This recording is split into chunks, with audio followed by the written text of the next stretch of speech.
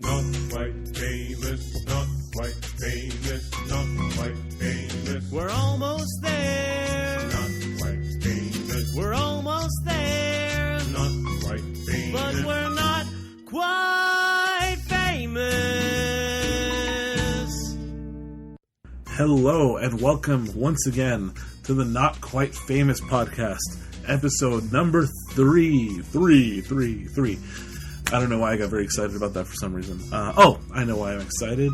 Our guest on this one is a very, very good friend of mine, and hilarious comedian, writer, solo performer, all-around awesome artist, Zahra Noorbaksh.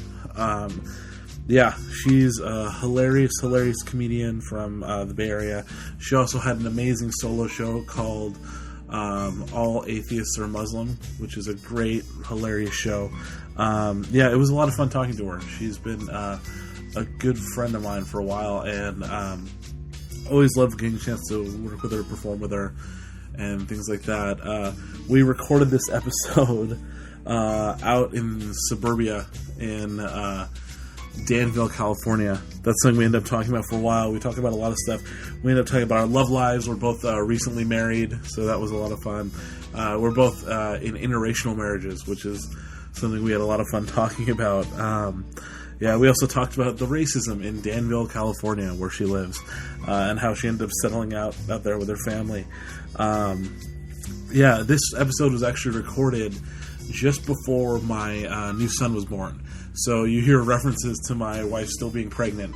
So that one is going to be retconned, I guess, for lack of a better term, because we ended up having the baby already, so we talked about that. But it was right after my wife's actual due date. We sat down to record the podcast, so she felt the need to give me a lot of crap and make me feel like a bad husband. She enjoyed it thoroughly. We talk about Zahra's crazy Harry Potter nerdiness, which I found very entertaining. We also talked about my general across-the-board nerdiness, just in general, how my hobbies and habits, as far as, like, all the nerdy shit I love, my comic books, my movies, things like that. We had a field day. She enjoyed that a great deal. We talked about our early origins as performers. We talked about my early days doing theater when I was, like, a teen in high school and the awkwardness of that. We also talked about how she has no faith in a Batman that's played by Ben Affleck. We ended up butting heads about that a little bit. Zahra also, we talked about this in the podcast, she sent me this video, and I had forgotten about it. I forgot to mention it last time. It was this video of this guy who, his wife goes into labor.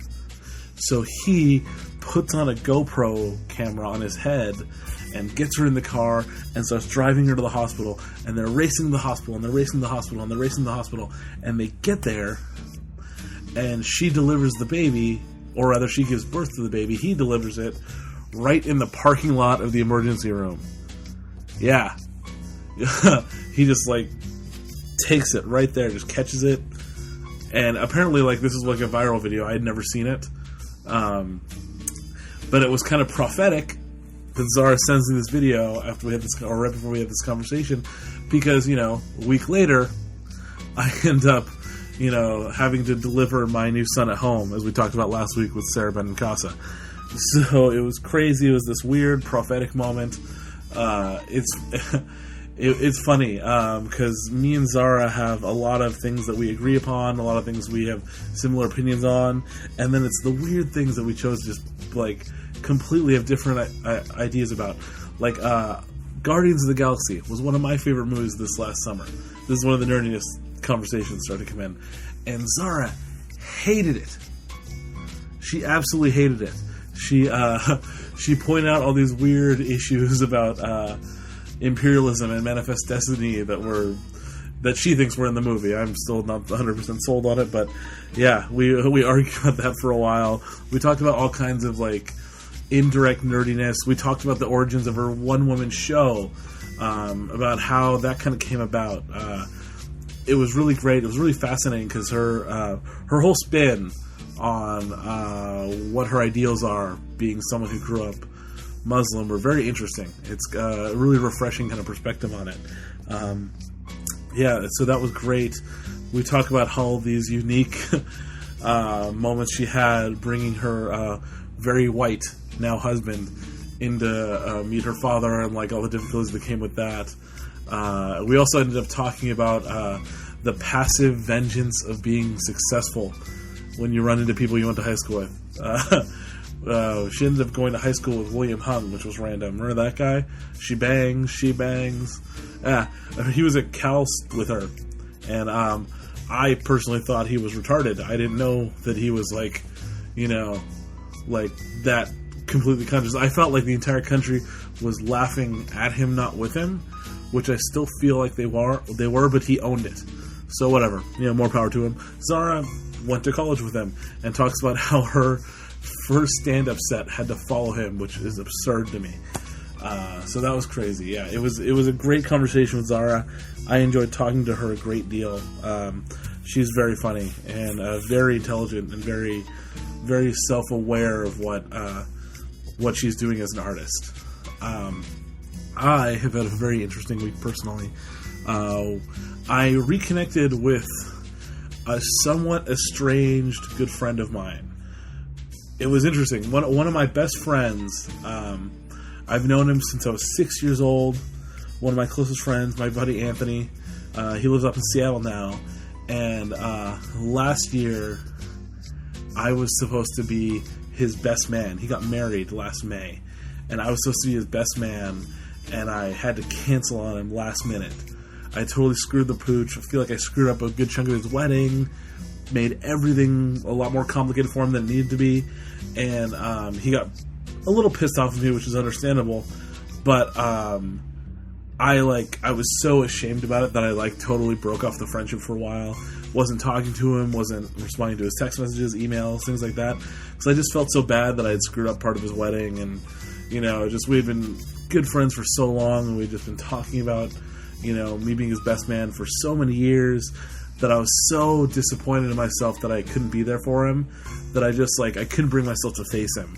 And it was shitty, and it was childish of me, and we had just, not talked in so long, and he randomly was in the Bay Area for a wedding this weekend, ironically enough, and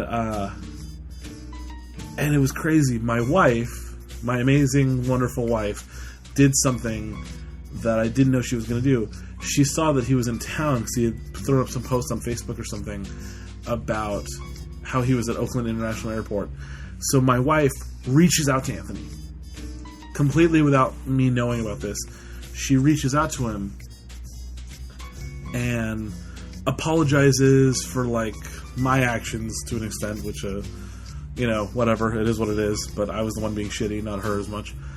And she basically convinces Anthony to talk to me while he's in town. And me and him get together and we have a really kind of tense conversation.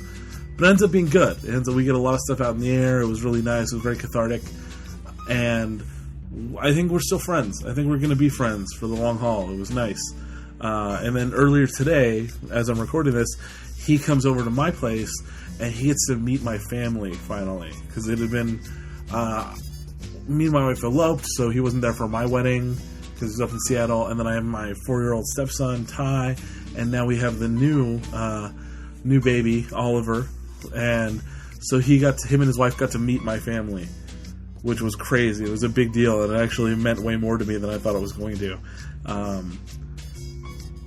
It's funny, I don't hear a lot of adults sometimes talk about how important those old relationships and friendships are. And I'm starting to realize that those people who know you and know you as who you were before you were a comedian or an actor or whatever it is you do, those people are important. And my buddy Anthony is one of those important people. He's someone who never, ever made me feel weird or out of place or awkward about anything in life. He was always super supportive. He's always been such a good friend. And me being the crazy, manic depressive, pain in the ass comedian I am, I've been a shitty friend to him a lot. And I guess being an adult now is partly just the fact that I have to be aware of that now, and I have to try and work to fix things, and I got to try and be a better friend to people. Yeah. I have no idea how being a better friend, being a better person across the board is going to affect my comedy. We'll see how that goes. But why don't you guys just check out Zahra?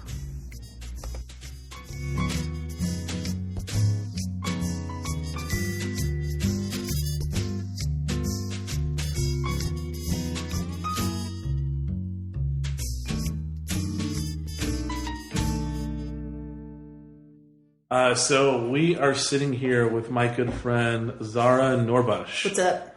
Yeah, we are going to have a lot of fun with this one. Zahra, we've known each other for a while. A couple of years now, I think. Like 2 years now we've known each other? No kidding. Has it been that long? I don't know. I've been told I'm not memorable by the industry, I think. Is who told me that. I don't remember you. And don't? No? Yeah. Okay. That's because you're a person. That's why you don't remember me. Zahra is a rare beast because she is not just a stand-up comic, but she's also a solo performer and actress, which means she has a recognition and a career, which is something you don't just get from being a stand-up generally. All of this is funny considering we're in my parents' house right now where I live. Yes. We were sitting in a very, very nice living room in a very, very big house. All belonging to my folks. All belonging to her folks. And on top of that, we are in Danville, California, which for any Danville. of you... Yeah, all of you listening to the Bay Area know what I mean by that. It is... I don't know. I don't know that a lot of people in the Bay Area know about Danville. It's that last little hidden gem of white supremacy. Yeah, it's like if you're from Danville or if you visited, then you know. But otherwise... People are like, where? And then everyone in Danville thinks that they are like the cream of the crop. And they have no idea that the Bay Area considers them like the Republican armpit that they're ashamed of. Yeah, there's a very specific kind of arrogance that comes with like living out here. Oh my God. Present company excluded. It's entertaining because like I actually worked out here for a while. There's this little community theater in downtown which is Danville. Still there. Oh yeah, it's still there. They made it all pretty and stuff now. A darling community theater space. Yes, the Village Theater in Danville, California, and I worked there for like 3 years. Were you a drama nerd? I was a huge drama nerd. I walked around with a Renaissance cap with a feather in it. Like, that's how big of it. Oh my God! No, not really. But you already put that out there. I did. You owned a Renaissance cap. Someone's going to Photoshop that now. And send it to me. Do they need to, or can they just go find it? Yeah, if they find it, it's Photoshopped. That's what I'm going with. Or it was in the back of your car. Yeah, in high school, in my '89 Oldsmobile, ugly car, just driving around in a Renaissance cap. Oldsmobile. Yeah. This gets classier and classier. Oh, that's because it was my dead grandfather's car. That is why. Oh, I'm sorry. I had assumed that you bought it new. I would never have guessed that it was passed down. Yeah. Yeah, I assumed I bought it new because everyone assumes that I'm like 20 years older than I am because of the weird habits I have. Where would you even find an Oldsmobile dealership if you wanted to go buy one? Oh, well, first you'd have to find a time machine. Is the first thing you'd have to find. Hop on in. You have to find a time machine, or you just have to con a widow into getting her assets. Jump into your Renaissance cap. It's its own time machine. Yeah. Well, what's funny is about the theater here in Danville is that like that was the first time I ever legitimately like experienced racism in my life. Danville's really good for that. It is. It's if you're like, is there racism in the Bay Area? Yeah. Which there is, like the level of microaggression in the Bay Area is redonkulous. Yeah, and causes earthquakes. This is like the passive aggressive capital of the world. Yeah, exactly. It's a passive aggressive capital. But then if you're like, oh, I want it like in my face, then just come to Danville. Yeah, it's if you've ever wondered if that one coworker is the most racist person you're ever going to meet, you can come here and find out. No, there are people infinitely more racist than that guy. Or your coworker lives in Danville. Yeah, I had these like these rich divorcee MILFs like would come up to the box office of the theater because their kids were performing whatever god awful production was going on, and they would look at me like I was kitchen help. Like they're just grateful I can speak English. So they were nice to you. They were, yeah. The one good thing about Danville is useless tipping for no reason. Yeah, they do. There's a big tipping culture here. Like they feel really good about themselves about it. Yeah, it's like, did you ever see that movie My Blue Heaven with Steve Martin? Oh, like so long ago. Yeah, it's like 27-year-old movie or something like that. But his whole philosophy is like not just tipping, but over tipping for no reason. Uh-huh. And like this is an entire community. Like the town crest for Danville is a lion sliding a 20 into a valet's hand. I'm pretty sure. They would be very proud of that distinction. Yeah, it just cracks up. Like it entertains me that like your whole family like settled down in this town. Like how did that happen? The Persian need for good schools. Good schools. There were good schools here, and my father hates people. And when they first moved here, nobody lived here. Okay, fair enough. There's like two bonuses. This is far away from civilization, and it has really good schools. Yeah. And now the people who live here, even though there's a ton of people here, they hate your family, so they still leave them alone. Exactly. So it works out perfectly. Exactly. My dad was like, where will we be ostracized in the way that I like? That's the thing about being a minority in America is that like it's not about avoiding racism, it's about finding racism that works for you. Yeah, racism that works for you. Danville. Yeah, it's... Insert lion tipping. Yeah, it just cracks me up. This whole town is like, it's the waspiest place on earth. It is. Is the way a friend of mine described it. They wish, I feel like. Yeah. They really wish. Is it like, do you get the weird, like I feel like every woman in here thinks that she's Sandra Bullock? Sandra Bullock from The Blind Side.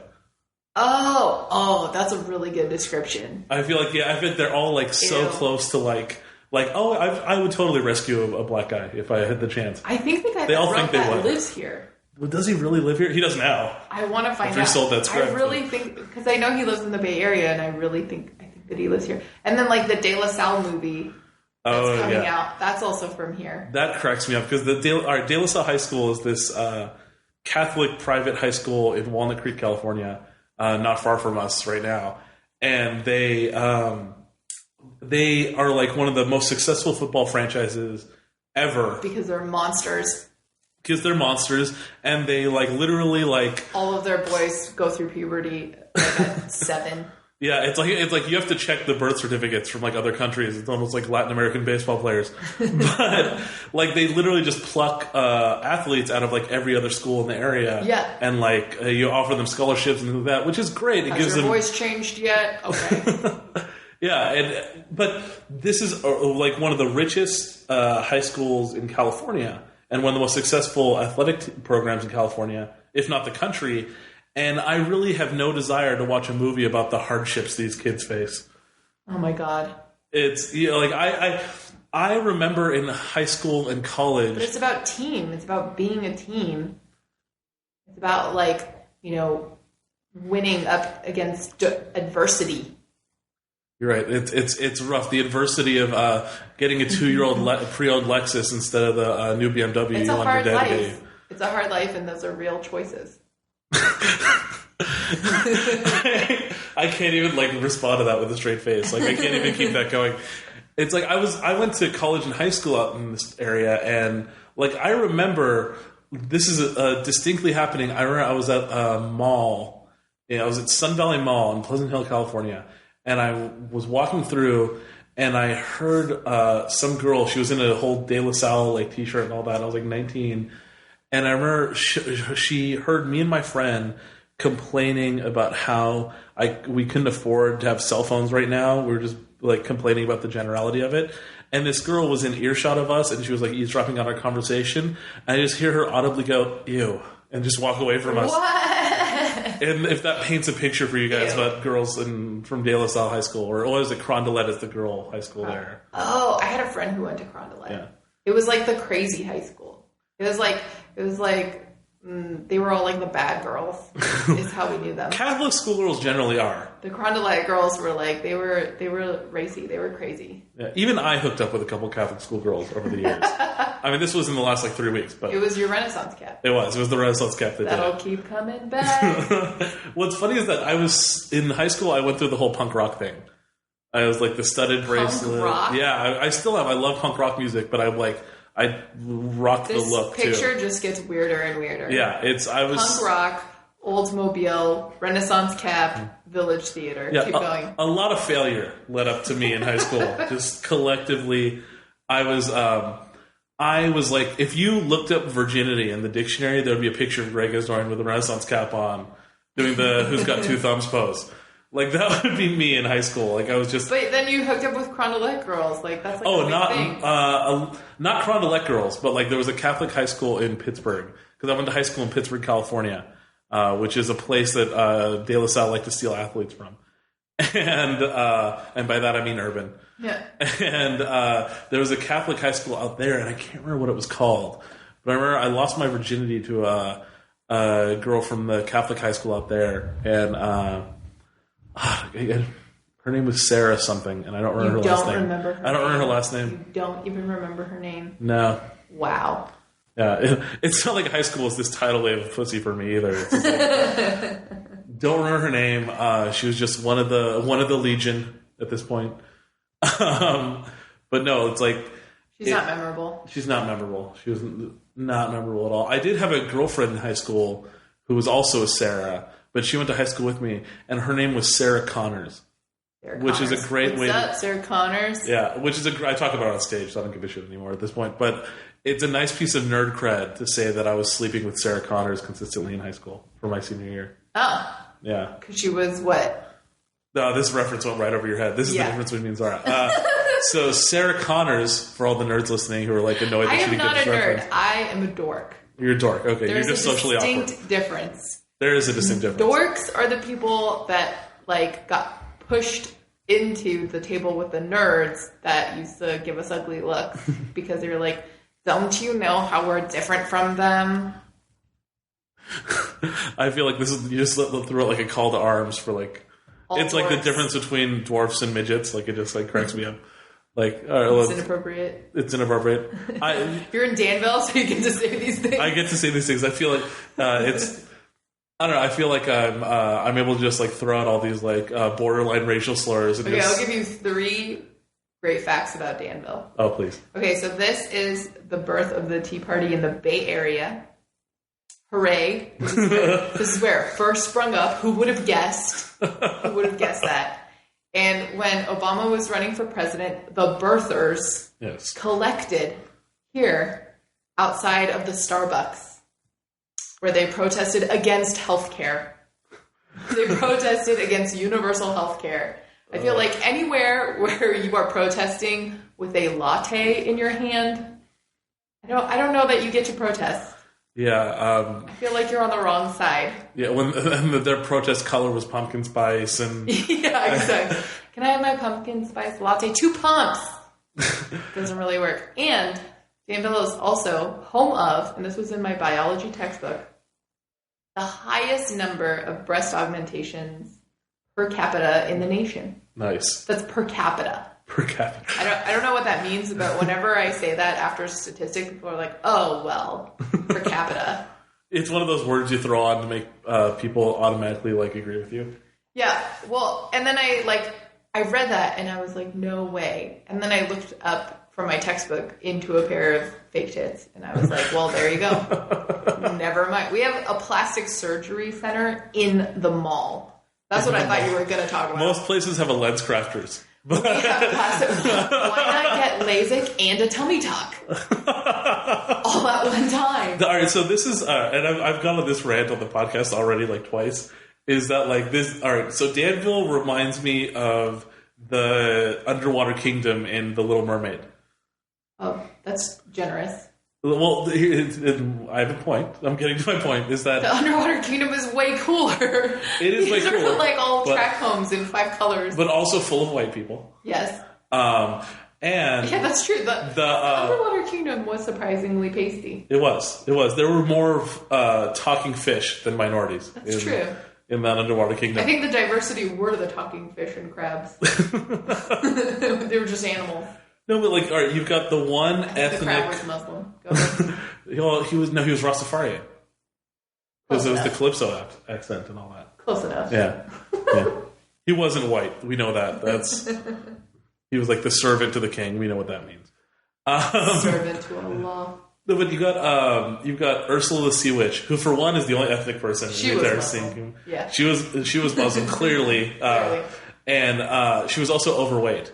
So which is always a sign of a villain. Yeah. She's overweight, so we're gonna get her the hell out of work. We don't want people seeing her. So we're gonna put her in a cave outside of the kingdom. And she literally got exiled for being the only fat chick in all of King Triton's kingdom. Do you think she got fat after or before? Oh, that's a good question. Maybe she got banished and then she was like, what's the point of exercising? Just stress eating. Yeah. In the cartoons, she's skinny. Is she skinny? Yeah, in the cartoons, they made her super, super skinny. I know when they made the sequel she looks methed out. Yeah. She's all she looks like Brigitte Nielsen now. Again, a reference I don't know. Okay. Brigitte Nielsen is a tall, ghoulish Scandinavian former model who was dating Flavor Flav for a while. And she's 6'5", and she did not age well. She come to Danville. There's plastic surgery in the mall. Well, the thing is that her problem is that now she has the aged plastic surgery because she got plastic surgery in the early '80s, so they hadn't perfected all those techniques. So now she looks like a melting candle. See, this is what keeps me from doing it. Yeah. Because I'll get something done and it'll end up botched, and then they'll be like, and because of that surgery, we have now figured out. Yeah, it's that's for me. It's the income of a poor comedian is why the only reason my wife is way too hot for me and completely deserves for me to be okay, fixed can we up. talk about your wife now? Oh, can we? Because she is 9 months pregnant while you're sitting there. Yes. And her due date was yesterday. I would murder you. Yes, my wife is sitting at home. Stacey, this is for you. Locked and loaded. Locked and loaded. Yes, like a chambered round in a shotgun, just ready to go off. 9 months pregnant. What? And then, do you know what she told? Did she tell you this? Her first baby she had in 30. Oh yeah, minutes. she told me that. Yeah. What? Yeah, I've had pizzas that take longer for her to give birth than her giving birth. Is this the period of labor, from dilation to... From water breaking is That is... Yeah. Insane! You have no time to pick her up. Yeah, well, from what I know, she'll have all the labor symptoms and things like that before her water breaks, more than likely. Oh, really? So once things start... I don't know how any of this works. Yeah, it's Is this her baby? You probably know about as much as I do, but and more so because you have vagina, probably. I do? You do. I'm assuming so. I'm assuming that's why your boy toy was here. I don't think he's ever checked. He's never checked? No. I don't think he's ever checked. He's when it comes to girlfriends and used cars, he doesn't look under the hood or anything. He just... Nah, I was just take me at my word. Yeah. No, is he still... I know he was fiancé. Is he still fiancé or is he husband now? Married. Okay, bam. So we're both rocking rings right now. Rocking rocks. Yeah. Yeah. Do you have anything weird engraved on your wedding ring? No, I got the comfort ring. The comfort ring? Yeah. Mine's made of titanium because I think my wife thinks I'm going to break it. Oh yeah, isn't the titanium one is supposed... One of them is if ever your finger gets stuck and it is swelling, it'll break open. I don't know, because I know the titanium is indestructible, supposedly. Oh. This is so they'll have to cut your finger off. Yeah, it's I think she got me the titanium one because she knows that it'll just warm my nerdy heart to know that I'm wearing the same thing the Iron Man armor was made out of, I think is what it is. It's pretty. It is pretty. And me and my wife are both Star Wars nerds, so we have a very, very nerdy thing on our rings. Hers says, I love you, and mine says, I know. Oh, you prick. Yeah. So every time I look at my wedding ring, I think yeah, I sold my wife. Does hers have a response bubble that's that prick? No, I just see it above her head at all times. My wife just has an angry emoji above her head at any given moment. Yeah, no, my wife puts up with a glorious amount of bullshit. It's kind of amazing. She's a comics wife. I feel all comic partners have the eye roll about jokes down. Yeah, and she's a functioning adult. My wife has a real job. She's an attorney, which is terrifying enough. I'm married to a divorce lawyer Does because she- I'm full of good decisions. Oh, Jesus. You're screwed. Yeah, I am completely screwed. It's what is Paul, right? Is that his name?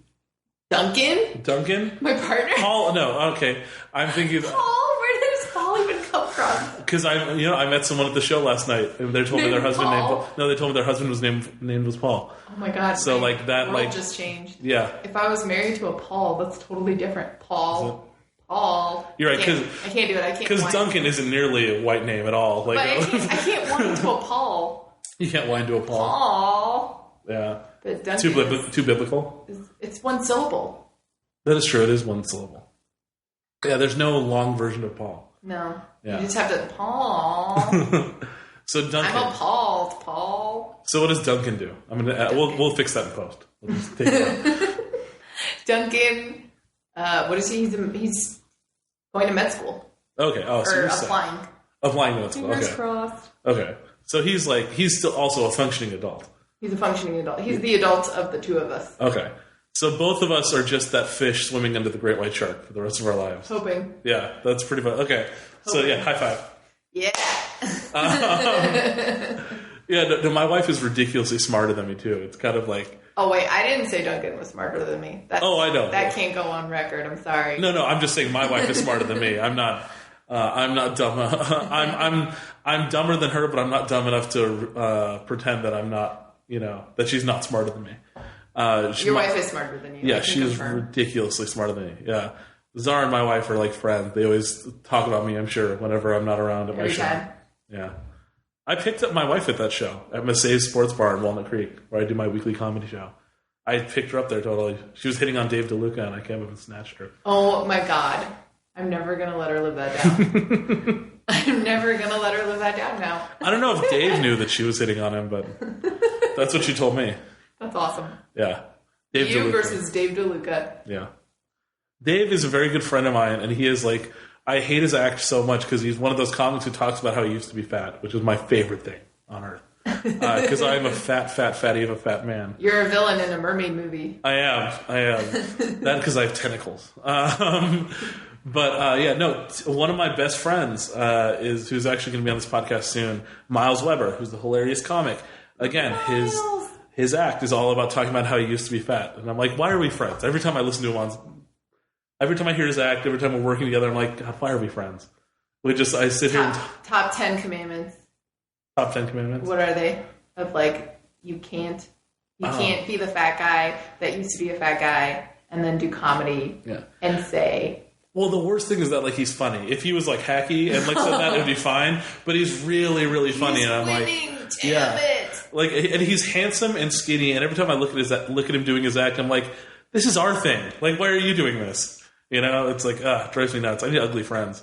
I'm a yo-yo dieter.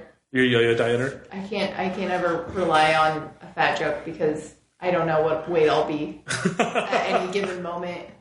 I'm trying not to do too many fat jokes anymore because my first album, that hour, like 40 minutes of it is all like, I'm fat and that's why this is awkward. And I have like my trunk that's like, these are my fat clothes and these are my skinny clothes. And then I just like interchange depending. Yes. And then I have my in-between clothes. Yeah. I have my clothes that currently fit and clothes that my child uses to make a tent.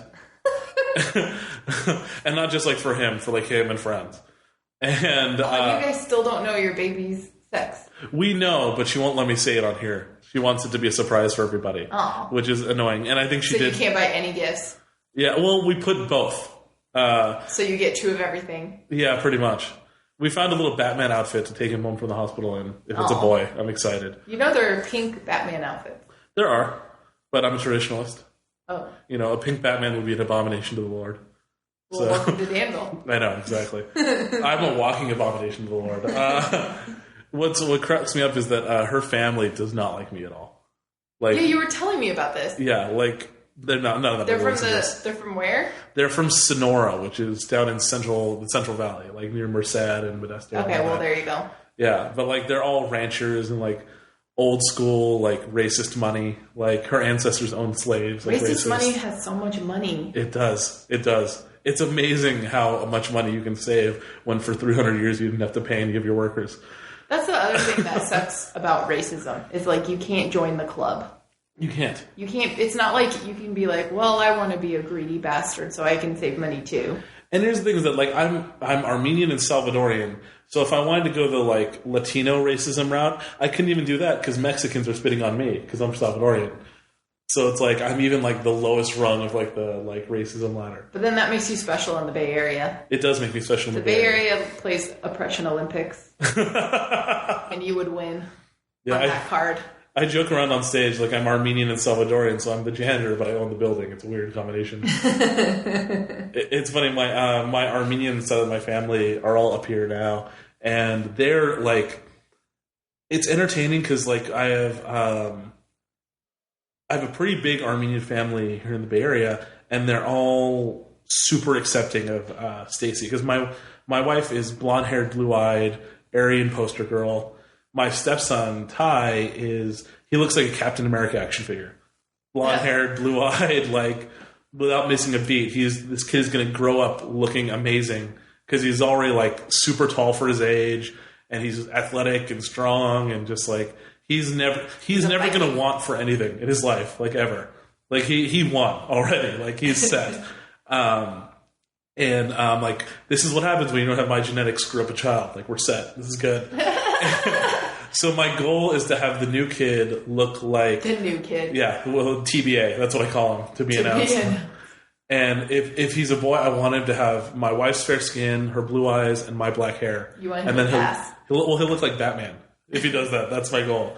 Is I want a kid that looks like Batman. The current Batman. Yes, the current Val Kilmer was also a Batman. Yes. Well, Ben Affleck is the current Batman now. Oh my god, I forgot about that. Yeah. Oh, yeah. Batfleck. I can't get behind a Ben Affleck Batman. You know what? I'm a big Ben Affleck fan, and I have people like always yell at me when I say that. But like, how many bad movies have been his fault? He's been the best part of a lot of really bad movies, and he's won like 2 Academy Awards now. There are many ways to look at that sentence. Yeah, but he's also like he's made a ton of good movies in the last 10 years. Like he's won 2 Academy Awards. It's strange to have an opinion about Ben Affleck. Yeah. You know what it is that I'm a big Kevin Smith fan. So, like, my first exposure to Ben Affleck was in really good Kevin Smith movies. Like, Kevin Smith is like, okay, you either love Kevin Smith or you don't. Yeah. Or, like, you just don't get it. Ben Affleck is like, people have an opinion on him. That is true. Isn't he he's a guy that exists. Yes. And now he's Batman, and I have full faith in him as Batman. I cannot imagine him as a Batman. He almost played Batman back in the day for... when Batman Begins, when Christian Bale got it, he was one of the people that was I thought people said that so that other people would be like, what? No, full on. And like, they show like pictures weird of him in the suit when now. They're like, we're thinking of giving this part to somebody that makes no sense. Like Ben Affleck. Yeah, well, they want like an old... I'm going to nerd out right now. They want like an older Batman. Like the idea is that like, he's going around... Well, he's like in his 40s now. Christian Bale is older than him. Is he? Yeah. Christian Bale's scrawny, though. That's what always bothered me about Christian Bale. Is that he was really too scrawny. Like, he doesn't look like he's going to intimidate anybody. No. Yeah. Well, no, actually, I'm very intimidated by him. Well, he would scare me more in his weird, sickly machinist. Video of him, like, snapping. Oh, during Terminator, when he just, like, lost his shit on the camera guy? Was it Terminator? I think so. It's Terminator Salvation, I think. Yeah. Did that even come out? It did. It was awful. It was absolutely terrible. Well, there you go. Yeah. It was not good at all. I was on a bad date when I saw that movie. That would cause a bad date, a bad movie. Yeah, I was dating a chick who was equally nerdy, which is just a mistake. If you're a nerd, don't date someone as nerdy as you. Don't settle down with somebody who's nerdy. Your wife right now is nerdy. She is, but not to my degree. Like I'm nerdy are you? I'm very nerdy. Like my bedroom at my parents' house is like the Congressional Library of Virginity. My inner child runs the place. And that's why I fit into the dad role. What does that mean? What constitutes nerdy? Well, it means that me and my 4-year-old have all the same interests. I still share in that. Fair. I feel like I have distinct laws of dorkdom. Okay. I have not missed an issue of Detective Comics, which is the original Batman title, since I was 6 years old. Yeah, that's really nerdy. That is, yeah. That's pretty nerdy. When the first Spider-Man movie came out, which is another comic I haven't missed since I was like 6. When the first Spider-Man movie came out, I saw it 14 times that summer. 14 times? Yeah, I think I individually paid for Tobey Maguire's entire salary for that movie. See, that's what makes it nerdy. Yeah. That you individually paid to go see it in the Yes. theater. Yeah. As volume. Like, I had a crappy job, like, my freshman year of high school, and, like, almost all of my money I was making was, like, going to see that movie over and over again. Because I was this nerdy little kid who loved Spider-Man, and they finally made the Spider-Man movie that I thought would never happen, like, ever in a million years. So me and my friends would just go see it, like, over and over again. Yeah, it was tragic. And number 3? Number 3, let's see. I once waited in line for like 5 hours to shake Stan Lee's hand. Oh, well, I mean, you and a lot of other people. Yeah, his decrepit skeletal hand at this point. I mean, it's Stan Lee. Yeah, he is not in mint condition anymore. Wasn't Stan Lee. he in one of his movies? Oh, he's in all of them. He cameos in every movie for a character he created. Then I missed him a couple times. Yeah, he's been in all the Marvel movies because he created all of them. I collected Marvel cards when I was a kid. Oh, yeah? Yeah, I still have them. What's the, like, nerdiest thing you've ever done in your life? Oh my god, I can't even say it. It's so embarrassing. Oh, no, we gotta hear it now. The nerdiest thing I've ever done. You busted me out for my wife being pregnant right now. So you were what totally... are you doing here? Yeah. No, we're not talking about me anymore. We're talking about you She's now. going to give birth in 30 minutes. In 30 minutes. That's crazy. You need to learn how to catch it. I watched that video, the GoPro video you sent me. So Zahra sent me this video last night of this guy. If you find it on YouTube, it's kind of amazing. It's a guy his wife is in labor. Everybody but you has seen it, by the way. Yeah, is it really? Am I the last one to watch You're it? the last person to watch Maybe because I have no desire to watch a woman give birth, oddly enough. Because every part of that is disgusting, as I like to say to my wife. Is like, it's going to come out covered in goo. It's not poop. Yeah, it's gonna be awful. It's gonna be like the doc's gonna be like, do you want to cut the umbilical cord? I'm good. I'm fine. Did you watch it with her? I didn't watch it with her, but I watched it on my own, and because I did not need my wife's commentary while I'm watching this movie. And it's this guy wearing a GoPro camera while he drives his wife to the ER, and she gives birth in the parking lot, and you have full frontal of everything because he literally catches this baby because the medical staff does not make it out there in time. So she literally just gives birth in the parking lot of the ER, and is horrendous, and it is awful. Wait, I saw the censored version. There's an uncensored version though too, which I found and watched. And it's awful. Because I sent you the censored version. Yeah, no, there's an uncensored one. It's awful. It's just so horrendous. That's what I'm looking forward to. Is when I'm in the room with her when she's giving birth, is that I don't have the full frontal view. You'll I'll be like holding her hand. With her. Well, yeah, but I mean, when she's in the delivery room, the doctor's the one who's staring down the tunnel. I don't think you'll make it if she gives birth in 30 minutes. I'm gonna have to sell that car. You guys are deep in the bay. We're 30 minutes away from any hospital. No, she's gonna deliver in this. I'm not gonna say this in here, but hospital that's really close by in Walnut Creek. What's the name and location? What's the name of her OB? Yeah. You know what's annoying is that we're glad she didn't have the baby yet because her OB randomly went on vacation this last week. He just got back. That always happens. Yeah, it's I feel every time it's I a hear about sitcom. an OB, it's never the guy. Yeah, my life turned into the last 20 minutes of Knocked Up. Yeah, but I hear this from everyone that you establish this relationship with this doctor that's and then we'll do this and we'll do that and I'll be there, don't worry. And then they're always oh, I'm sorry, I'm in Aruba. Please contact the person on call. Yeah, and what's funny is that this cracked me up because she went to go see him today, and he had just gotten back and he was. Her doctor is Middle Eastern. I think he's I can't remember what he is, but he's very, very dark skinned and Middle Eastern. And he said, he went on vacation, so F him. But he's talking about how he got tanned, and my wife's just looking at him I don't know if I can see the difference. She didn't say it out loud, but she's just he's talking to everybody about this tan, he's still wearing a lei and holding a margarita or something in his hand. Oh my God, what a tool. Yeah, exactly. He's just my wife very eloquently said, the fact that he is an OB is the only way he would ever be in my vagina. He's such a tool. That's good. Yeah. She should do stand-up.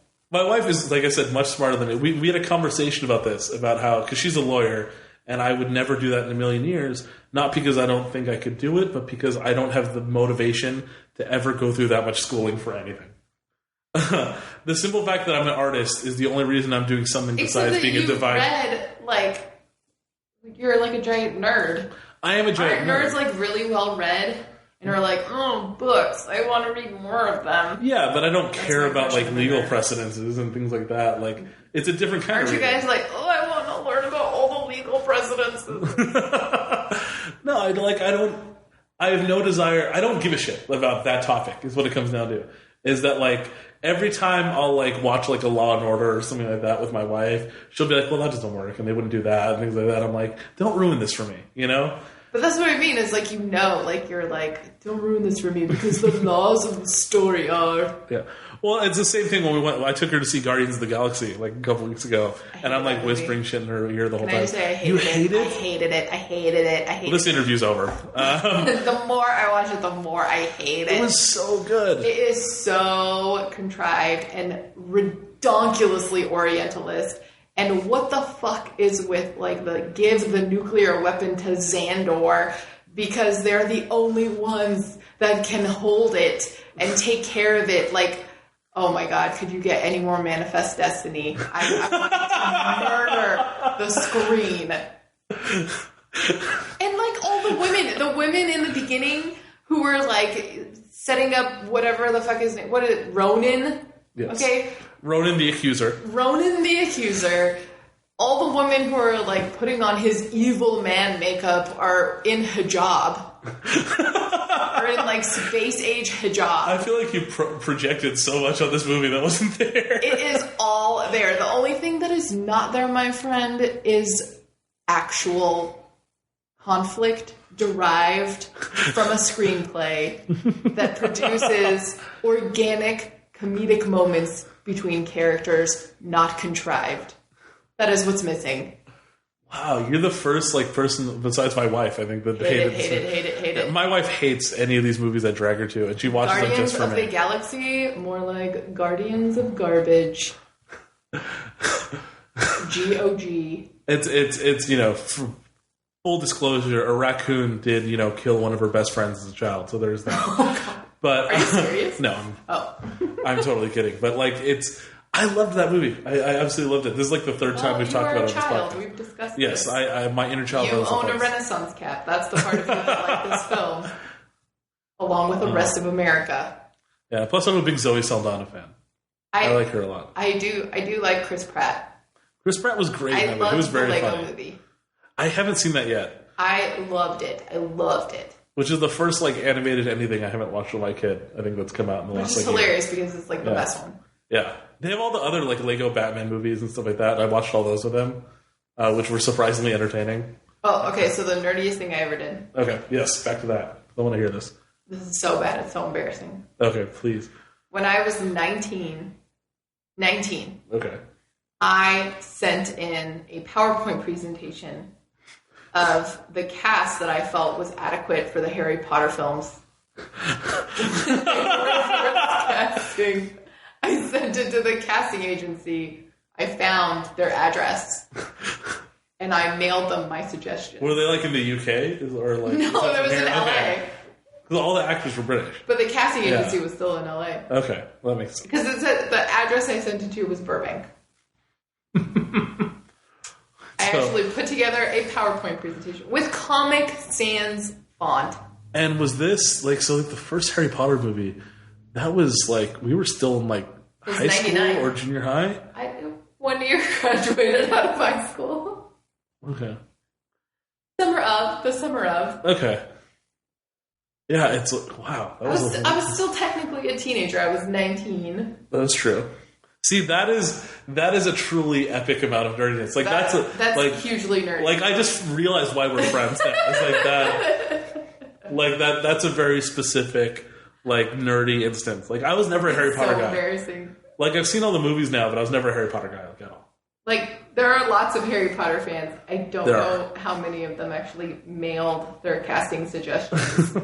Did you ever, like, show up in a costume to one of the movies or anything like that? No, I've never, like, gone really big into like the theme Okay. zone. Some people are like really into theme parties. I've never done a costume for a movie. Although the closest thing to that is that me and my friends all had props for the Avengers movie. Like, we didn't dress them in costume, but we all had a prop. Like, I had Mjolnir. I had Thor's hammer, like a big one that lit up and made the noises and all that. Made the noises. Yeah. You got it at Toys R Us. Yes. Okay. And you went in there and bought it and said, "This is for me." yes. Oh, I owned it. Like, because I'm a huge nerd. Like, I play poker a lot, and when I play poker, my little card guard is a little pewter Mjolnir with Thor's hammer. Just sits on top of my cards when I'm playing. With your titanium ring. With my titanium ring, yeah. I've got that. I've got like a poker chip with like Batman on it. Somebody in my chemistry class when I was in high school, their first question in chem class was, "Is adamantium real?" But like, I can't fault him for asking that because like we all wanted to ask that question. Well, kryptonite is real. There's an element on the periodic table called kryptonite because some nerd named it. Like after 50 years of Superman existing, like some nerd's like, "I'm going to call this kryptonite." Good. Our chemistry teacher laughed at us for days.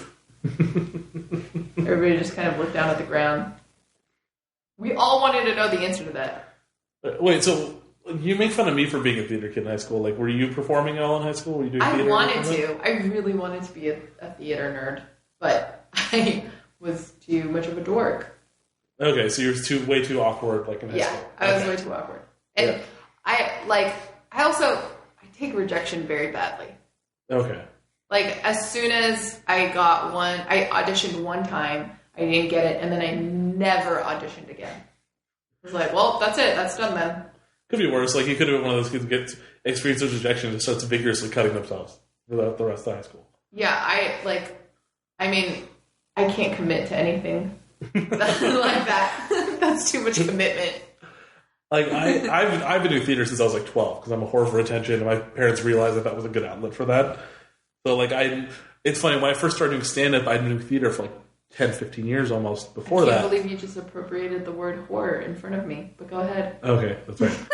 This is like that whole Beyonce fourth wave feminism thing. Oh, you know about the fourth wave. Oh, yes, I'm a literate nerd. We talked about that already. I just absorb information. And, but, like, I'd been on stage, so when I first started doing stand-up, my stage presence was really high, but my material was like at the bottom. Like it took a while for those to even out. You know, arguably they haven't yet, depending on who you ask. But so it took me a while to like figure out how to be a comedian because I knew how to be on stage, but I didn't have anything to say. So it was like didn't work out as well. So I'd get booked for shows, and like my material wasn't even close to strong enough yet. I was the other way around. Yeah, I was like, I had all these funny stories and jokes with my friends, but I could never get up on stage. Yeah. And then I did. So when did you start performing then? My first set was, actually this is funny, my first set was at Clark Kerr in Berkeley. I went on after William Hung. Do you remember William Hung? Well, that's a pop culture flashing. Idol ever. The like karaoke machine. Yeah, that guy did not win a genetic roulette. Well, he did very well for himself. He did. He was a modern day like carnival attraction though. And he owned it. He did own it. He owned it. I mean, he was like way into himself. He like he was at our dorms at Cal, and just before I went on, he was performing at the open mic there at the dorm, and there were like... That's right, he was a Cal student. And there were like a million camera crews. And they all left as soon as he was done.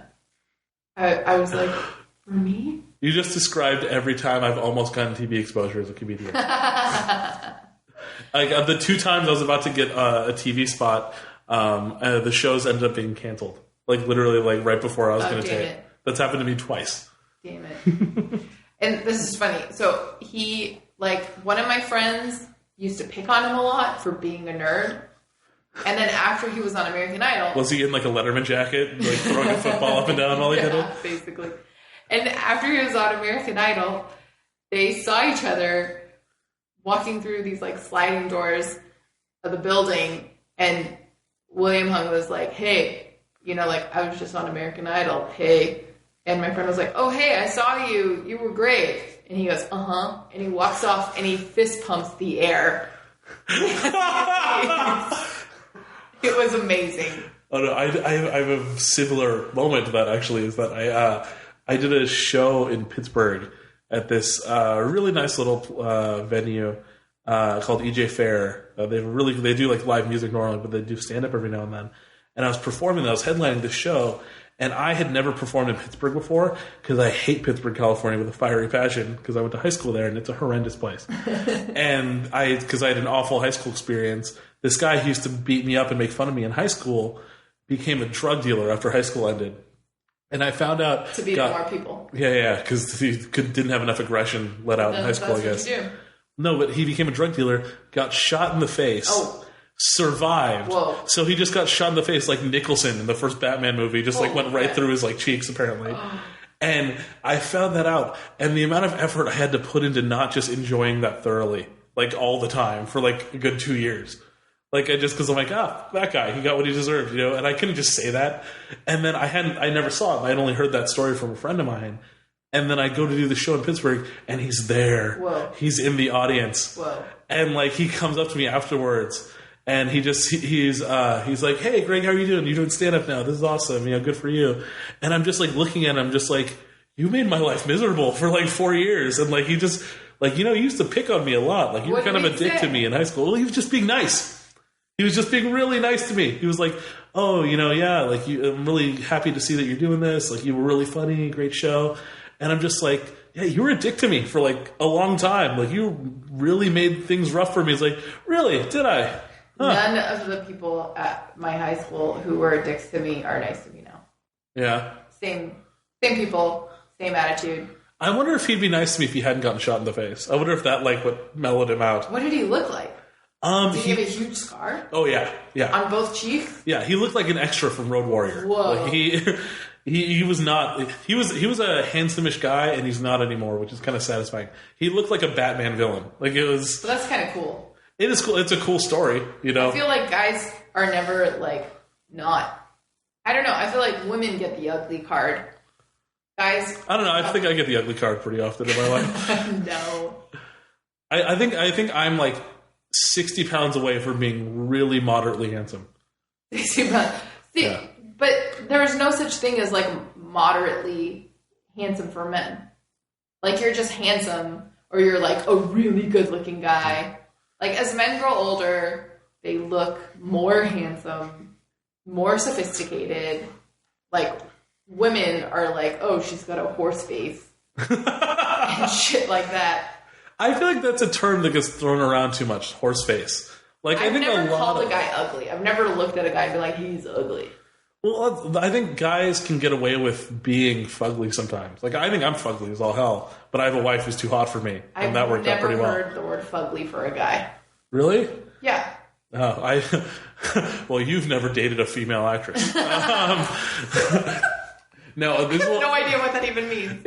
I've dated a couple actresses over the years because I've been doing theater my whole life, and I had one actress that I dated who used me as like a friends with benefits when she couldn't like get anybody better. I guess I realized that in retrospect, and I thought we were dating, and she was just fucking me when she was bored. Because that's the thing about fat nerds is that we're really good in the sack because we look up how to do shit.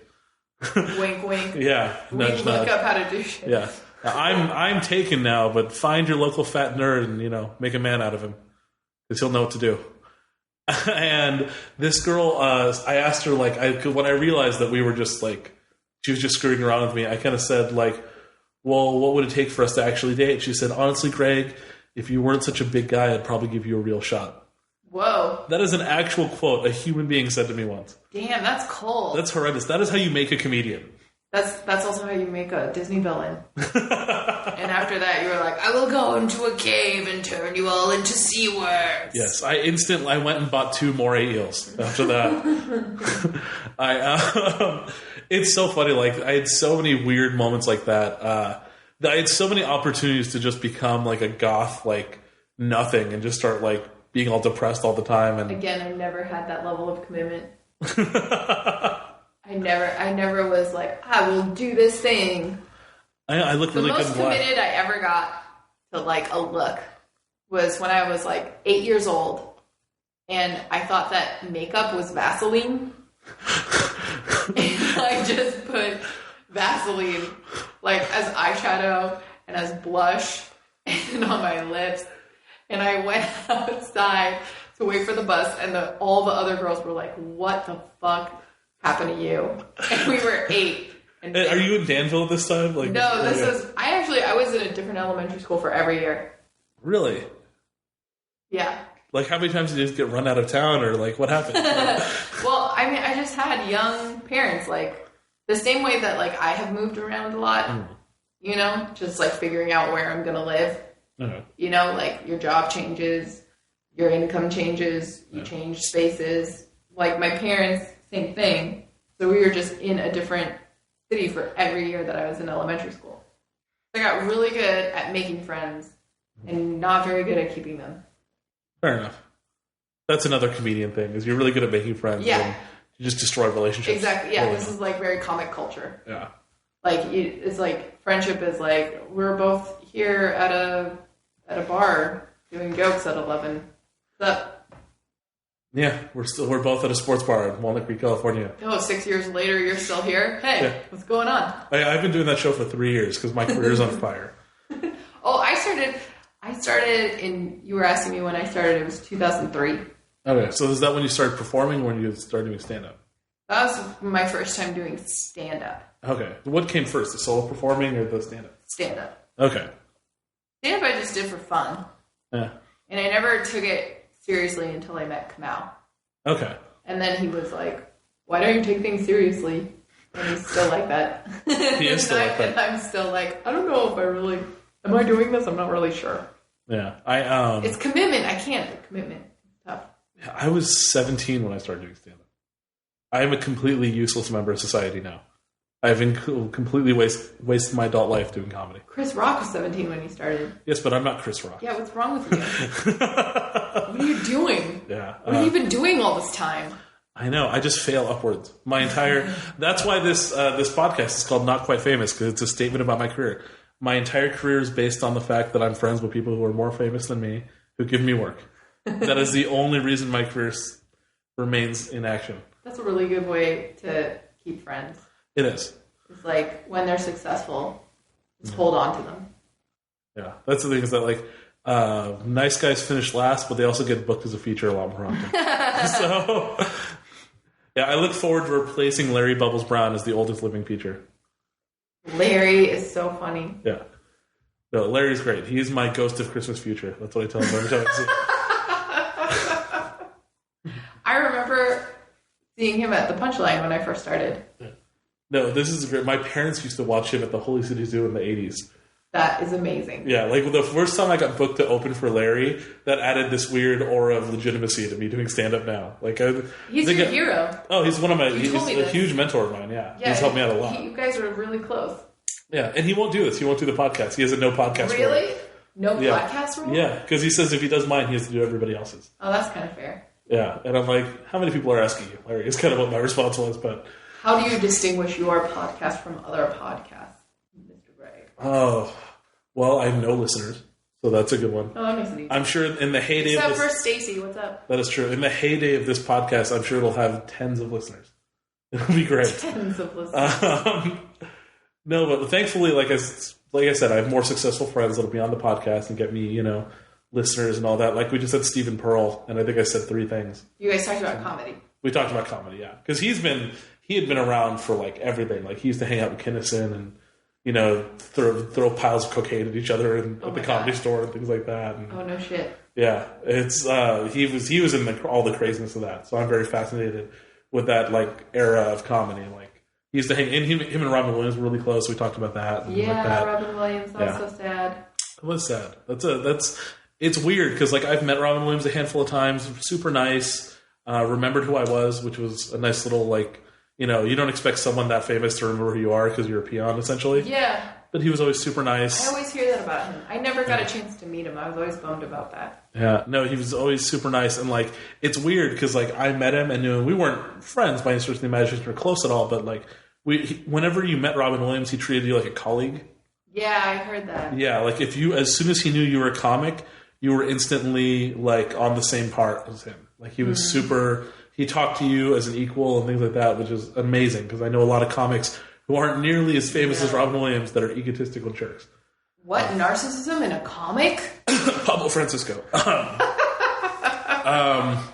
Yeah, nobody knows who Pablo Francisco is anymore, so it's fine. But it's weird because like I've spent the last like week with like I was in line at Safeway and people like he was on the cover of like People magazine. Yeah, and it's weird. I'm hearing people who I don't know talk to each other about someone I knew who killed themselves. It was really weird. It was a real surreal moment. So like Peter Coyote said something so weird about him on Facebook.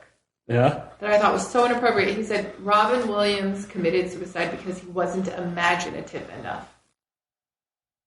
I was like, what the fuck? First of all, it's Robin Williams. Yeah. Did he not see Aladdin? How much more imagination you need to get. Yeah. And second of all, like, what a shitty thing to say. Yeah. I like, can't imagine he got not good enough, the subtext of somebody post-mortem. Yeah, way to make that guy's death all about you, in your opinion. Yeah, exactly. It was really gross. And he's supposed to be like a Zen Buddhist. I love the people with the craziest religious titles are always the biggest assholes I've noticed throughout history.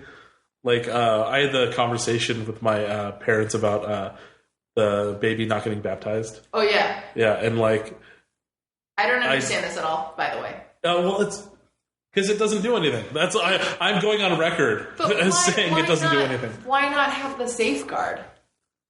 Like, Mormons say that I'm Mormon because they say that everybody's Mormon, right? They, like, go around converting the dead, like Shakespeare is Mormon, supposedly. But, like, if they did that for me, I would just be like, okay, cool, sweet, I've got that one in the bag. I think Shakespeare had a little too many dudes in drag to be Mormon. But it doesn't do anything. I just, I'm... But why not? Like, just to be on the safe side. I feel like it's adding too much credence to that, like... You know, like my mother always like gives me crap about. This is also coming from the guy who's wearing a titanium ring because Iron Man has that. Yes. Okay. Hey, I pick my fictional bullshit that I'm way too into. My mother chose Jesus. I chose Batman. But we all have our fictional bullshit. Totally worthy. Yes. My mom has passive aggressively like thrown religious ideas at my 4-year-old, and it's just like. You know, like we had to have a conversation about how Jesus isn't in your heart. Oh, boy. Jesus isn't real. You could grow up to be Batman one day if you wanted, realistically. Jesus, like he'll say, like, Grandma told me Jesus is in my heart. Aww. And I'm like, well, Batman would kick the crap out of Jesus. So I've had to have these weird, like, pseudo-religious conversations with my 4-year-old, and I'm like, these concepts are too big for him. Like, why are you ramming this down his throat? Like, when I was a kid, I had a religion teacher who I used to go to Farsi school to learn Farsi on Saturdays. Yeah, I did the Armenian school thing. Yeah. Too. So, which didn't work at all. I retained no Farsi from that. But we had religion class as part of it. Okay. And our teacher told us about like good deeds and bad deeds, and it was called Savab. Okay. And people say Sawab. I don't know. I say Savab because that's the Farsi way of saying it, which is the right way. And fair enough. and it was like a point system is what I understood it at. Because I kept asking, kids don't understand like these gray areas of religion, right? Okay. Of like good deeds and bad deeds and shit like that. So I was like, well, what does it mean? Because she was saying there's like an angel on your right shoulder and your left shoulder writing down your good deeds. And God is going to weigh it in the afterlife before he lets you in through the pearly gates. So your teacher's qualifications were that she watched Warner Brothers cartoons from exactly the 50s. Okay. Which, like, for a kid, those are images that are concrete. You're like, okay, I have always assumed that people are watching my every move. And they are. Thank you for confirming my paranoia. And then I wanted to know, like, well, how do you weigh the good deeds against the bad? Like, what weighs more? And she didn't have a real answer because there's no real answer. Yeah. But I was like, what do you mean? What do you mean? And she was like, well, it's like points. There are like good deed points and bad deed points. And I was like, well, how many bad deed points is eating ham? Because I ate ham when I was 5 and I didn't know it was ham. And she was like, well, that's just like a couple of points. I was like, how many? She was like, I don't know, it's like 5 points. And I was like, okay, 5 points. Hands 5 points. That was great. Did she make like a laminate chart for you? I wanted one. And then I asked her, like, well, how do you like get rid of bad deed points with good deed points? And if you converted somebody to Islam, it was like millions of points. Okay. So I went home that day and I converted 3 of my friends. Because all you had to do to convert a friend was they had to say La ilaha illallah and accept Muhammad as the prophet and a bunch of other stuff. I don't remember. Yeah, hocus pocus, all that BS. Yeah. And then you would do a prayer with them. Okay. So we did it. I was like, just do this for me. It's really important. If you're my friend, I get points for this. I have all these bad hand points. And I need heaven points. So I have like 3 million good points. Okay. I have 3 million heaven points. How much do you think those have like weighed against like your solo show? I think I'm still in the clear. Are you still in the clear? Because in my solo show I convert everyone to Islam. So nice. That's like millions and millions and millions of points every time I perform. That's true. The numbers are stacked. Like you are covering your bases. I'm totally covering my bases. And here I am, not even getting my kids baptized. This is what I'm saying. What the hell are you doing? I can eat pepperoni for the rest of my life. I have so many heaven points. I could kill you today. And actually, because you're not Muslim, I probably would get more points. That is true. I am an infidel. Infidel. That's funny. I've been called a lot of things. Infidel has never been one of them. That's the first time. Oh, you asked me how I started my show. Yeah. So, okay. I was taking Kamal's solo performance workshop. Okay.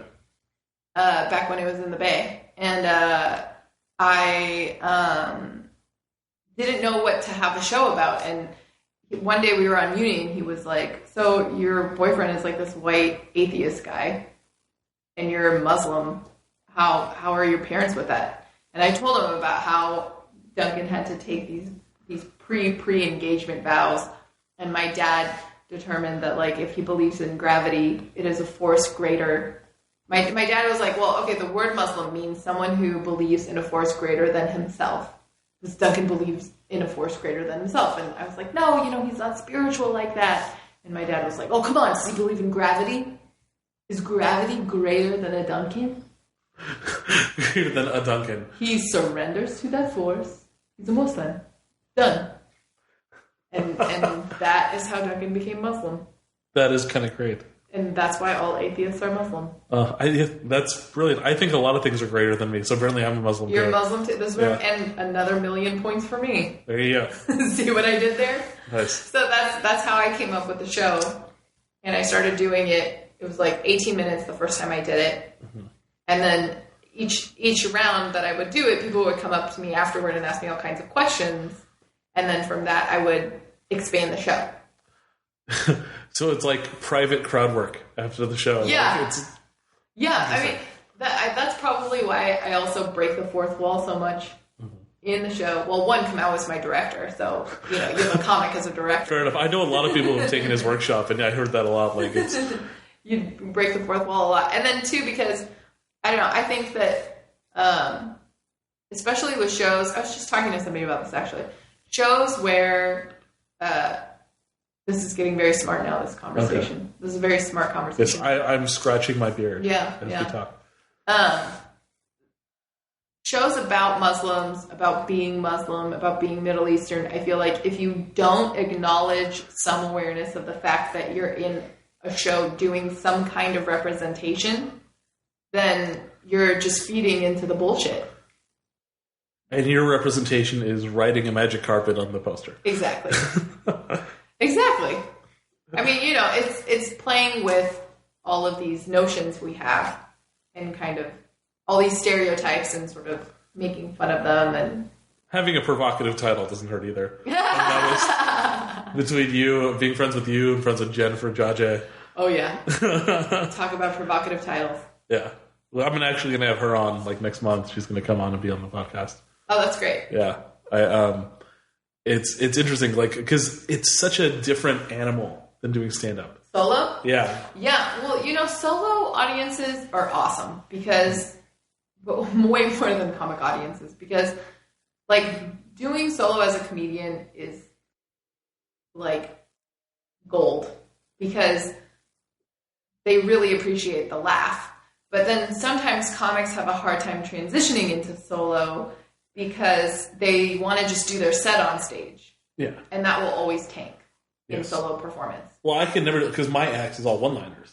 So Right, I exactly. can never do that ever. There has to be an arc. Yeah. And there has to be some kind of storyline. Because the audience, that's part of what's great about it, is the audience is there for a story.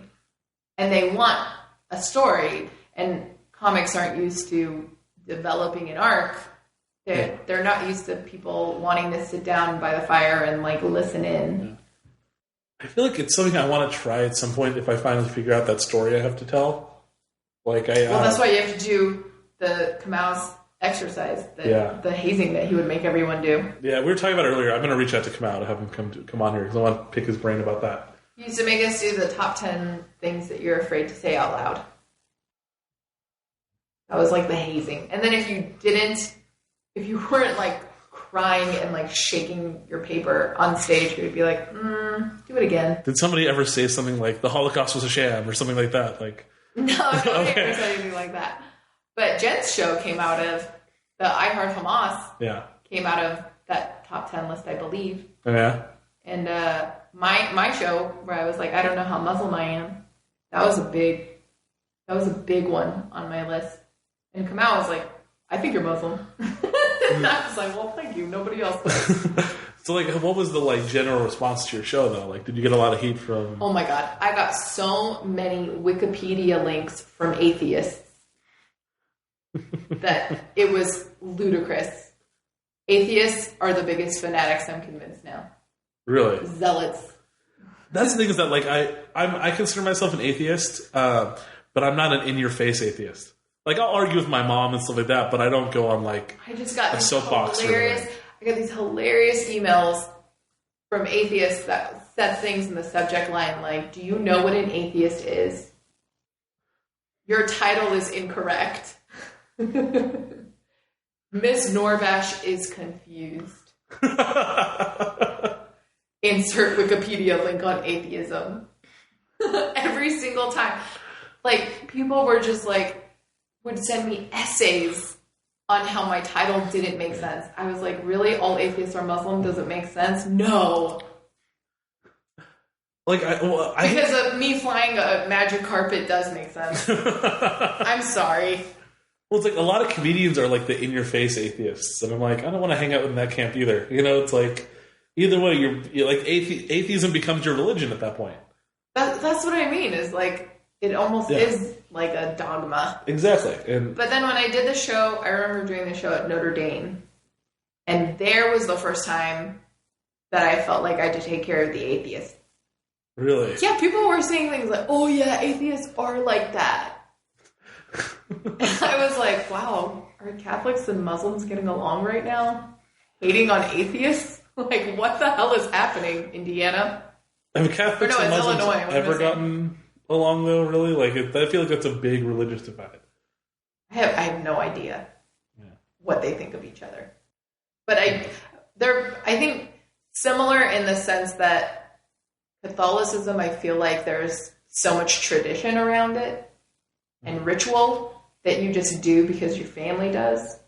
Well, none of it's in the Bible either. There's so much weird pageantry in Catholicism that has no biblical basis at all. But then, see, if you were to ask a Catholic about that, they'd be like, yes, but such and such Pope John and Francis. This is as much as I know. I grew up in the church. Like, I used to be pretty hardcore. Duncan did too. Yeah. Duncan's ex-Catholic.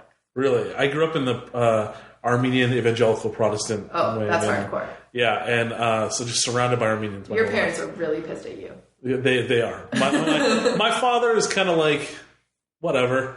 My father kind of realized, my father loved comedy, so I got exposed to stand-up at a young age, so I realized he kind of put a lot of effort inadvertently into making me the adult I am. And like the first album I ever listened to from beginning to end was Rodney Dangerfield's No Respect. Oh my God. Like, if that paints a picture about my childhood. But I was really hardcore into it. With the Oldsmobile. And the Renaissance cap. And the Renaissance cap. And my Misfits t-shirt. Your punk rock loving. Yeah. Rodney Dangerfield listening. It's such a weird... Yeah, I had such a weird clusterfuck of an upbringing. It's so odd. But it's funny. Like, I used to teach Sunday school. Like, when I was late high school, like beginning college, I taught Sunday school for like young kids. What did you teach? Like, Jesus is awesome and all that. The basics. But did you sing the song? Oh yeah, all the songs, everything. I played guitar, so I played guitar for the kids. What are the lyrics? I don't know if I push them all out of my mind at this point. They're all just like, if you ever watch like Barney and Friends and stuff like that, they're like songs that are that simple, but they're about Jesus. And a lot of the guys that I grew up with in the church are like, I'm one of the only guys from my age group that didn't go to seminary. Like, 4 of my really good friends are all ordained Protestant ministers now in the Armenian Evangelical Union of Churches. Like, one of my best friends, who was going to marry me and my wife, but we ended up eloping, he works at a church down in Southern California. He's great guy. He's still one of my closest friends. We still talk all the time, but he is an ordained Protestant minister who works for the church now. And we have very heated conversations sometimes, and we are still really good friends. A lot of my friends that I grew up with from that time in my life kind of don't really talk to me anymore. I'm kind of the black sheep of the Armenian community in the Bay Area now. I used to get invited to perform at their events and stuff like that. That kind of mellowed out. Yeah, I can't perform at Persian events. Yeah. It's impossible. They always say, like, whenever I go to perform at a Persian event, it always comes with this. Can you don't do any jokes about politics or religion, and don't talk about your boyfriend. And do you have any new material? No, I don't. I don't have anything else to tell you about. No, I had to do, they made me perform at like their big Christmas event that the Calvary Armenian Congregational Church in San Francisco does. And it's a big deal. It's like, not black tie, but it's a formal event, and like all this pageantry to it. And they had me perform, and I'm like, no good is going to come of this. Like, I warned them, because it was a friend of mine who still is a part. He's one of the board members of the church now. He's like, it would be really great if he'd seen my act. He's like, I think it could be fun. I think it'd be good to do this. Did you do like Armenians be like? Yeah, I wrote like a ton of like jokes that I can never do ever again. At least not in Northern California. In Southern California. What's one joke? Oh, I just thought it was funny. Like, everyone who's watching me right now, every Armenian in this room is going to turn to their spouse and say, how much money do you think he makes annually doing this? And just like, really, they're just old Jewish jokes. Just you replace Armenian with Jewish. And like, that's what that all is. But I was writing all these tacky Christmas jokes. Like, this is one that sticks out of my head. And this is the stupidest joke I'll ever write in my life. Hopefully. And it was, I love decorating for Halloween, but I'm lazy when it comes to decorating for Christmas. So I just threw Christmas lights on all the Halloween shit. So now I have a haunted gingerbread house in front of my place. And it's a stupid joke. It's a stupid joke. Every time I say that joke, I want to punch myself in the face. It's an awful, awful joke. It's cute, and that's the point. Yeah. I had to I wrote like a new 20 minutes of awful, awful contrived material just for that night. That's what you have to do. Like, you have to have that kind of material ready. Yeah. It can't have any depth to it. What's funny is I want to start a tour with me, John Hugasian, James Adomian, and Jackie Cation of comics who don't talk about being Armenian. I want like the 4 of us to do this tour together. And except that only Armenians would get that. Exactly. Everyone else would be like, oh, okay. Yeah, it's like, I'm not Armenian enough to do the Armenian shows they do in LA all the time, and I'm not Latino enough to do any of those shows. So I've got to just I can't ride either wave. I've just got to write good jokes. So it's like, I've never been asked to do any of those ethnic shows. I think once I got asked to do a Latino show, and this was a mistake. Poor Greg. Yeah. He can't use his ethnicity as a crutch. I know. Not like, all Muslims are atheists or anything like that. That's other way around. Other way around. Or is it all atheists or Muslim? Did I say that wrong? Okay. People always say it backwards, and I'm like, oh, no, that's not what I'm saying. I do a lot of research, clearly, before every show.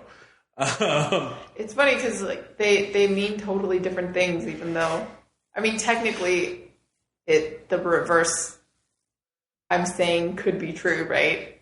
Yeah, I suppose so. I think it still makes sense, logical sense, either way you look at it. That's funny that you think it makes logical sense. Or not logical sense. But the math equation is still the same, either way you look at it. I had to put Muslims get in 2 for 1 on the poster so that Muslims would know that it was positive. Because a lot of Muslims thought that it was like another attack on Muslims at the time. Fair enough. Okay, I could see that. So I had to make the distinction. Now, was there like a positive response from the Muslim community, or after seeing it? Yeah. After seeing it, okay. So they actually bothered seeing it. Like they didn't just make a judgment. I think probably of all the communities that I got, much later the Muslim communities are going to see it. Which also, it never helps. It never helps to have your white friend come to you and be like, I just saw this great show about Muslims. You should go see it. It's like so tokenizing. Yeah. But eventually it became known that it was a, positive show. Okay. That it was community building. How long did that take, like, for that response to kind of start coming out? Like a year. Okay. It took like a year. So you were probably you were well into touring it at that point, right? Yeah, it was after I got the mention in the New Yorker. Okay. And Time Out, that then people were like, oh, okay, like this is I think Reza Aslan's, somebody working for him wrote a really great piece about it, actually. And then it started becoming like better known. Okay. And it was in the Chronicle, and that all the publicity around it really helped. But it served me to have this like really ambiguous title where you couldn't tell which side I was on. True. Because then you had to see it to hear what I was saying. And the show itself, like, it wouldn't make sense. Like, nobody could go see my show and say, oh, it's a show about Muslims, or it's a show about not being Muslim, because it's a show about a father and daughter relationship. Yeah. It's universal. It's an interesting, though, because like when you change the real estate, when you start doing theater as opposed to stand-up, it's interesting, like how the public response changes. Like, comics can perform in those kind of venues, but it's still just stand-up. Mm-hmm. And once you start doing the solo show kind of thing and start doing the more artsy kind of performance stuff, it's not to sound, I didn't mean to sound condescending or anything like that, but it's just when you change that dynamic to it, it's interesting how the audience changes with you. Doesn't matter if you're like I know a lot of well-established comics that did solo shows and one-man shows, and the audience was completely different. Yeah. None of the stand-up people transferred over to the solo performance audiences. Well, like I said, solo audiences don't like stand-up as a medium. Yeah. Because it is shallow in terms of, I'm not saying stand-up comedians are shallow or stand-up. The content is shallow, but it's set up, punchline, set up, punchline, set up, punchline.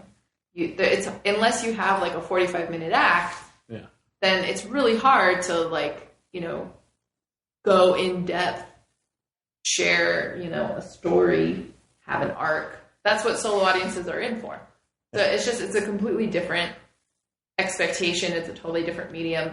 Like solo audiences that went to the club would get bored, and stand-up audiences that went to a solo performance would be like, why aren't they doing jokes faster?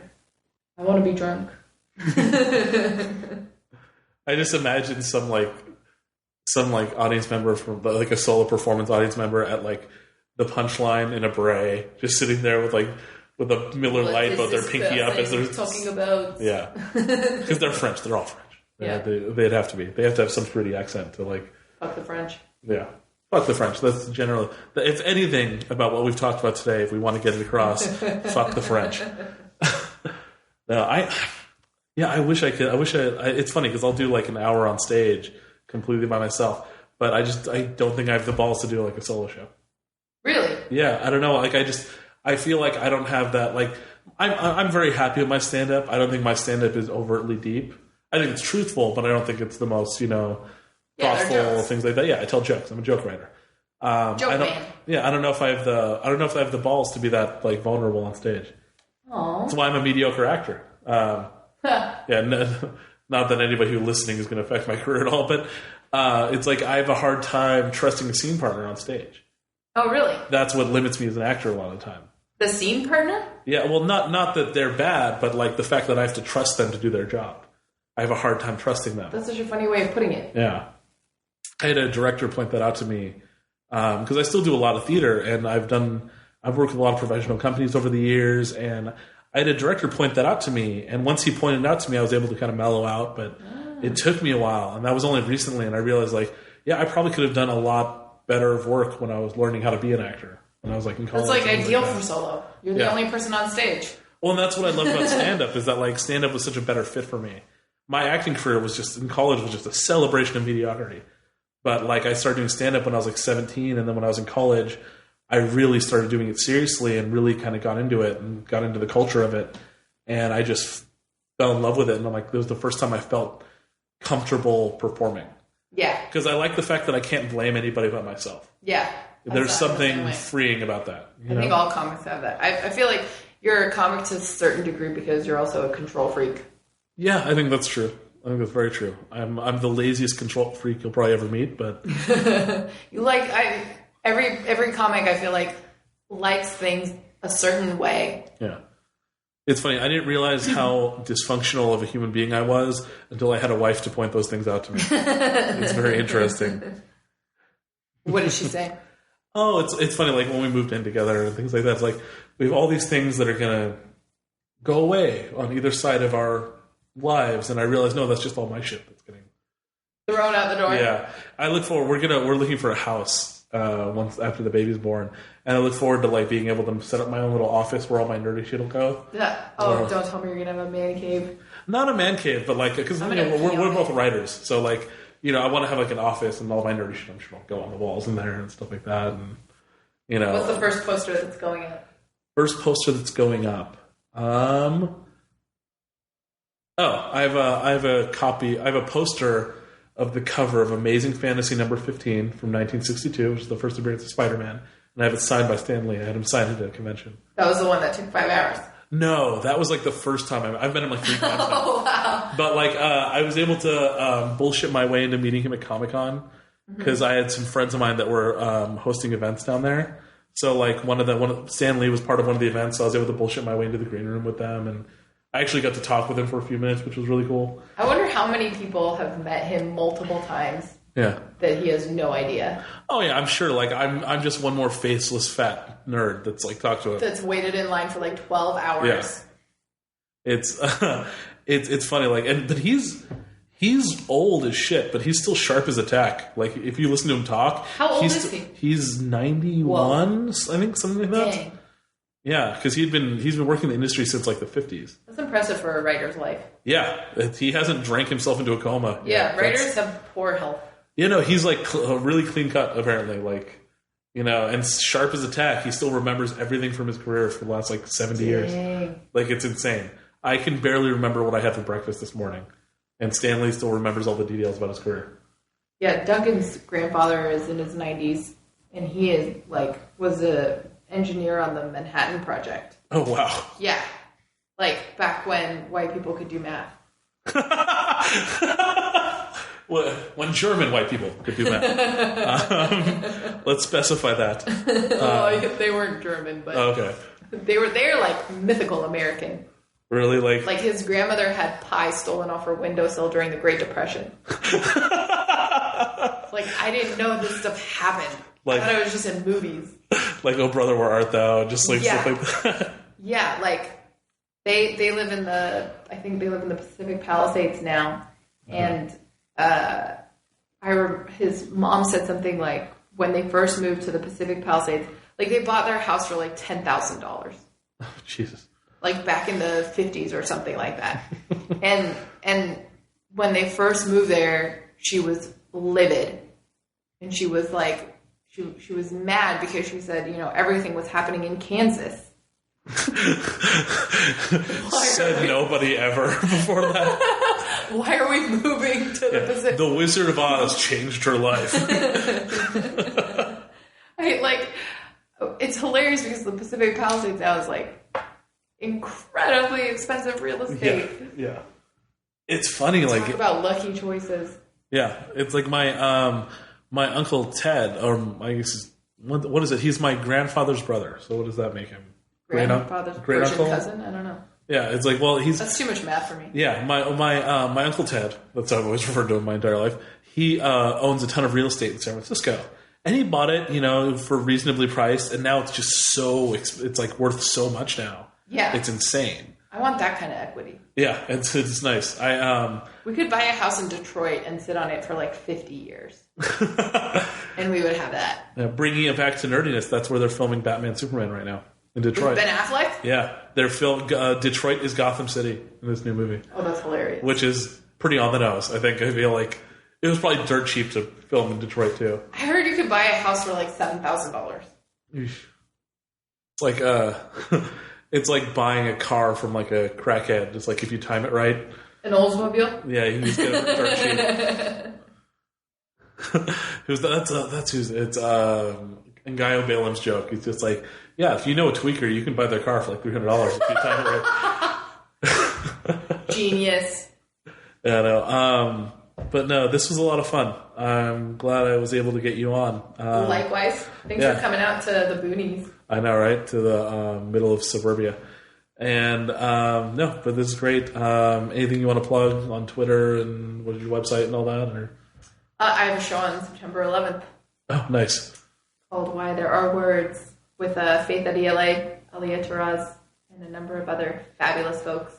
Nice. And where's that going to be at? That is going to be in San Francisco. Details on my website, zahracomedy.com. All right. And what's your Twitter handle? At Zahra Noo. At Zahra Noo. ZAHRANOO. Cool. And I'll put all that stuff in the show notes and everything. But yeah, this was a lot of fun. Thanks for letting me pick your brain for a while. We were actually on for like an hour and a half. Wow. Thanks, Greg. Yeah. All right. So that was Zahra Noorbaksh. She was great. She's a lot of fun to talk to. Good friend of mine. And her perspective, like I said before, was really interesting. Turns out I'm a Muslim. I didn't know that. Learn something new every day. Surprise, surprise. There you go. That was a lot of fun to talk to. Hope you guys enjoyed it as much as I did. Wonder if I should text Anthony and let him know that I totally outed all our friendship baggage on this podcast. If he listens, I guess he'd probably text me. That'd be an interesting way to find out if he listens or not.